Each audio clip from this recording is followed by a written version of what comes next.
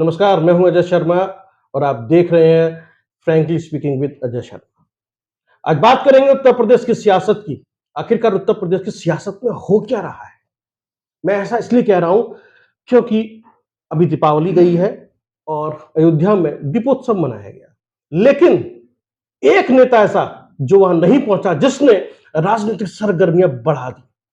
मैं बात कर रहा हूं उत्तर प्रदेश के उप मुख्यमंत्री केशव प्रसाद मौर्य की। मौर्य नहीं पहुंचे, अटकलें लगनी शुरू हो गई। आखिरकार क्या वजह है? मौर्य वही है जिन्होंने अशोक सिंघल की धोती पकड़ के राजनीति शुरू की थी। काका वहीं से सीखा उन्होंने। राम मंदिर से उनका नाम जुड़ा हुआ है। वही केशव प्रसाद मौर्य जो कभी उत्तर प्रदेश के मुख्यमंत्री बनना चाहते थे और जब नहीं बने और उप मुख्यमंत्री बने तो उनको बैठने के लिए चेयर तक नहीं मिली थी, स्टूल मिला था। कितनी सियासत हुई थी उनको लेकर। यदि वही केशव प्रसाद मौर्य वहां नहीं पहुंचते हैं और उस दीपोत्सव मनाने से पहले उत्तर प्रदेश के उप मुख्यमंत्री ब्रजेश पाठक भी उनसे मिलने पहुंचते हैं। डॉक्टर साहब, बहुत सारे पॉलिटिकल पर्सनालिटीज, छोटे बड़े नाम आज उनके घर जा रहे हैं, गुलदस्ता लेके पहुंच जाते हैं बधाई दे रहे हैं। पता नहीं ऐसा क्या हो रहा है उत्तर प्रदेश की राजनीति में, लखनऊ के अंदर क्या चल रहा है। इसी के ऊपर गाजियाबाद से डॉक्टर बीपी त्यागी से बात करेंगे। राजनीतिक विश्लेषक हैं और एक पॉलिटिकल पार्टी राष्ट्रवादी जनसत्ता दल से जुड़े हुए हैं, जो कि श्रीकांत त्यागी ने बनाई है। उसकी सदस्यता है आपके पास में। दो चीजें हैं डॉक्टर साहब, कैसे देख रहे हैं आप कि केशव प्रसाद मौर्य नहीं पहुंचे? क्या वो नाराज हैं? यदि नाराज हैं तो क्यों नाराज हैं? यदि कुछ सुलग रहा है तो क्या सुलग रहा है? क्योंकि मेरी पर्सनली तो कोई बात नहीं हुई है उनसे, केशव प्रसाद जी से। जी। पर ये डेफिनेटली है कि इंटरनल पॉलिटिक्स है बीजेपी में जी। और इंटरनल पॉलिटिक्स होने की वजह से उनको जो इस तरह की चीज़ें देखने को मिल रही हैं उससे वो डेफिनेटली असंतुष्ट होंगे। और असंतुष्ट होने का जो मेन रीज़न है वो ये है कि जो ओबीसी वोट बैंक है उत्तर प्रदेश का वो है 40%। जी। क्या कोई पार्टी इस 40% वोट बैंक को खोना चाहेगी या उसको अपने साथ रखना चाहेगी? इस 40% के इर्द गिर्द ये सारी जितनी भी राजनीति है वो घूम रही है। और अगर कुछ इस तरह की नाराजगी उनकी रहती है तो आने वाले लोकसभा इलेक्शन में जो अभी हमारी पार्टी है जिसने यूपी पे होल्ड किया हुआ है तो उसको दिक्कतें आ सकती हैं। ये जाहिर करना चाहते हैं कि ऐसे वक्त में जब मुझे कोई सीट मिलनी चाहिए थी, अगर मुझे नहीं मिली है तो अब उसका कारण सिंपल ये हो सकता है कि मैं भी तो अपना कुछ जो मेरी जाति है, जो ओबीसीज हैं, जो मौर्याज हैं, उनमें कुछ अपना इम्पैक्ट दिखाऊं कि मैं कितना होल्ड रखता हूं। यानी कि उत्तर प्रदेश की सियासत में इस वक्त ओबीसी बहुत बड़ा वोट बैंक बन के निकला है। जब से बिहार की जातिगत सर्वे सामने आया है, ये बात सबके सामने आ गई है। मध्य प्रदेश का चुनाव हो रहा है, वहां पर भी ओबीसी कार्ड सबसे ज्यादा कांग्रेस या इंडी गठबंधन खेल रहा है और यही बीजेपी के लिए चिंता का विषय भी है। छत्तीसगढ़ के चुनाव में भी हम ट्राइबल्स की बात करें या आदिवासियों की बात करें, वहां पर भी और ओबीसी जो जिस तरह का वोट बैंक है उसकी बात कर रहे हैं। नेत्राम हमारी जैसे बात हो रही है, यानी कि ओबीसी बहुत बड़ा वोट बैंक है। तो डॉक्टर साहब, स्वामी प्रसाद मौर्य के इसीलिए तो इस तरह के बयानबाजी नहीं करते हैं कि ओबीसी को साधना चाहते हो, कहना चाहते हैं कि क्या सनातन धर्म के पीछे पड़े हो, मैं ही तुम्हारा असली नेता हूं। और इसलिए केशव प्रसाद मौर्य को लग रहा हो कि स्वामी प्रसाद मौर्य रुकेंगे कैसे, क्यों ना मैं सामने आ जाऊं। कुछ लग रहा है आपको? नहीं, ये एक रीजन हो सकता है क्योंकि देखिए वो कोई भी नेता जो वो पहले बीजेपी में रहा हो, बसपा में रहा हो, अब सपा में आया है, उनकी उनकी बेटी एजुकेटेड है, बीजेपी में है ऑलरेडी, और वो भी जो इस तरह की बयानबाजी करते हैं वो उसके पीछे कुछ ना कुछ रीजन है। ऐसा तो नहीं कर सकते। वो इसलिए करते हैं कि जो हमारी अपनी पकड़ है वो तो है ही, लेकिन एक जो पर्टिकुलर एक एजुकेटेड ओबीसी जो है उसको थोड़ा साधना चाह रहे हैं, शायद उसको साधना चाह रहे हैं। दूसरा उसके साथ वो एक हमारे इस तरह के धर्म को साधना चाह रहे हैं जो उनके साथ अगर जुड़ता है तो किसी भी पार्टी की जीत पक्की है। ठीक है। तो उसको भी साथ में लेना है और ओबीसी उनके साथ है, तो ये उनकी जीत पक्की हो जाती है, किसी भी यानी पार्टी में कि रहने से। ओबीसी जिस तरफ रहेगा उसकी सरकार बनेगी, चाहे विधानसभा चुनाव हो और या फिर अभी हम लोकसभा चुनाव की बात कर रहे हैं जो 2024 में होना है, जिसमें देश का प्रधानमंत्री चुना जाना है। जी। ऐसे में उत्तर प्रदेश के अंदर ओबीसी का बड़ा चेहरा कौन होगा, ये एक बात है। और इसी बात को लेकर शायद पार्टी में कुछ अंदर खाने रणनीति चल रही है, जो अब धीरे धीरे बाहर आने लगी है। जी। यदि डॉक्टर साहब, तो क्या ऐसा हो सकता है कि कोई बड़ा फैसला पार्टी कर ले और और केशव प्रसाद मौर्य को कोई बड़ी जिम्मेदारी दे दे? हर चीज़ संभव है। बहुत हर चीज़ संभव है।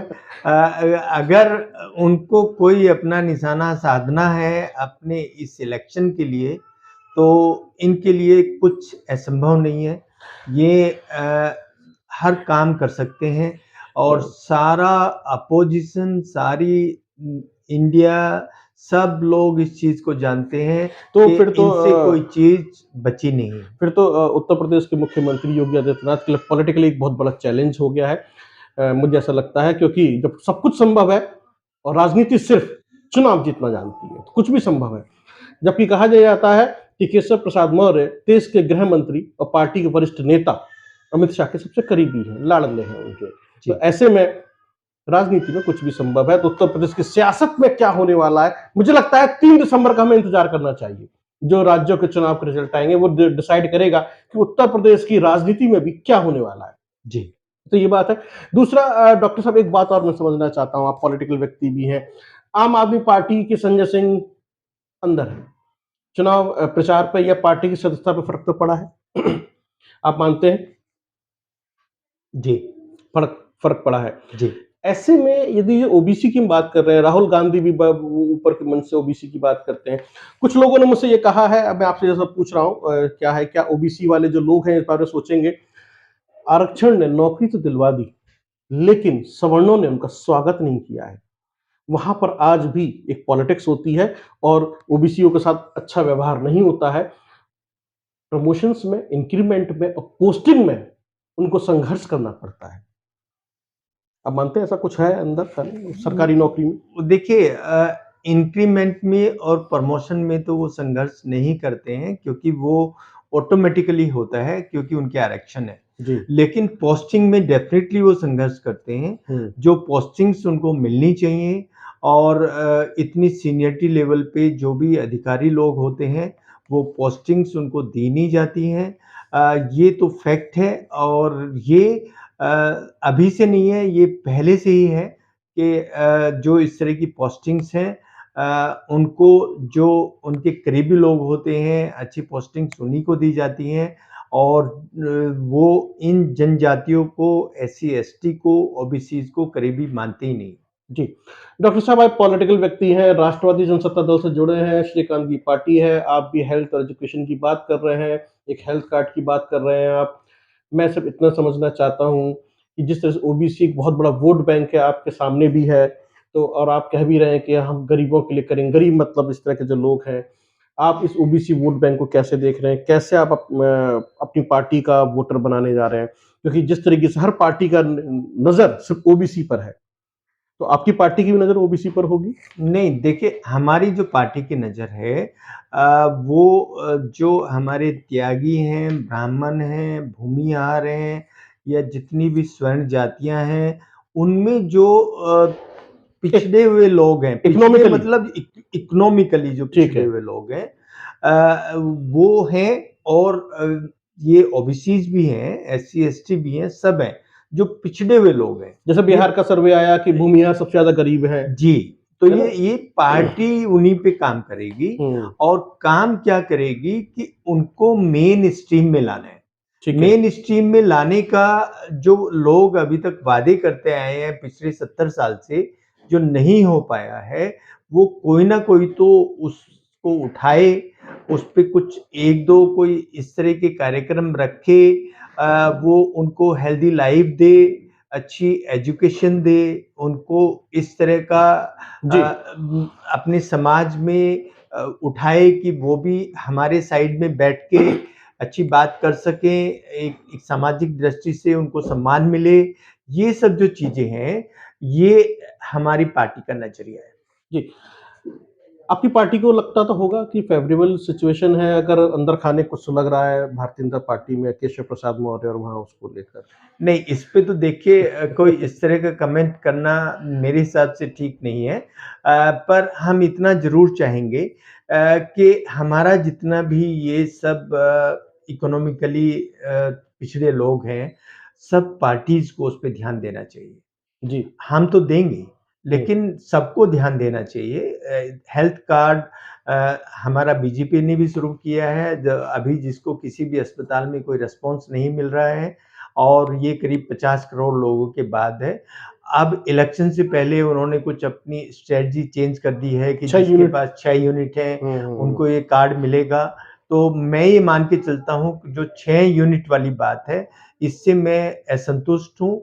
कि अगर किसी के पास 6 यूनिट नहीं है और वो गरीब है, तो वो कहाँ से इस लाभ को उठा पाएगा? तो हम अपनी पार्टी का जो इस तरह का हेल्थ कार्ड शुरू करेंगे, उसमें ये 2 यूनिट, 1 यूनिट, 6 यूनिट वाली बात ही नहीं आएगी और इसमें जो हेल्थ का हम अब अपने पार्टी अध्यक्ष को सुझाव दे रहे हैं, वो यही दे रहे हैं कि हम कुछ ऐसा ही कार्ड स्टार्ट करें और पार्टी फंड से सीधा पैसा हॉस्पिटल को जाए। जी। तो ये तो बात रही डॉक्टर बीपी त्यागी की जो उन्होंने कहा अपनी पार्टी की तरफ से और पॉलिटिकली जो उन्होंने एनालिसिस किया, कुछ तो है ऐसा जो हो रहा है। और लोकसभा चुनाव से पहले वहाँ कुछ बड़ा फेरबदल उत्तर प्रदेश में हो सकता है या फिर उसके बाद भी हो सकता है। वो पता चलेगा। हमें 3 दिसंबर तक वेट करना चाहिए, ऐसा मैं सोचता हूँ कि आखिरकार उत्तर प्रदेश की राजनीति में क्या होने जा रहा है। क्योंकि उत लोकसभा चुनाव 2024 बहुत महत्वपूर्ण है। पार्टी को जीतना है। हर पार्टी जीतने के लिए जोर लगाएगी। ऐसे में ये बहुत ज़रूरी हो जाता है। क्योंकि जिस तरह के सिचुएशंस हैं और जो बात हमें दिखाई दे रही है, वो बताती है, कुछ ना कुछ तो ज़रूर है मामला। डॉक्टर साहब बहुत-बहुत धन्यवाद। आपने frankly speaking with Ajay Sharma में बातचीत की हमसे, एनालिसिस किया उत्तर प्रदेश की सियासत को लेकर और इससे एक बहुत बड़ा मैसेज ज़रूर जा रहा है कि कुछ ना कुछ तो है। जी, धन्यवाद। देखते रहिए आप डेमोक्रेसी मॉनिटर।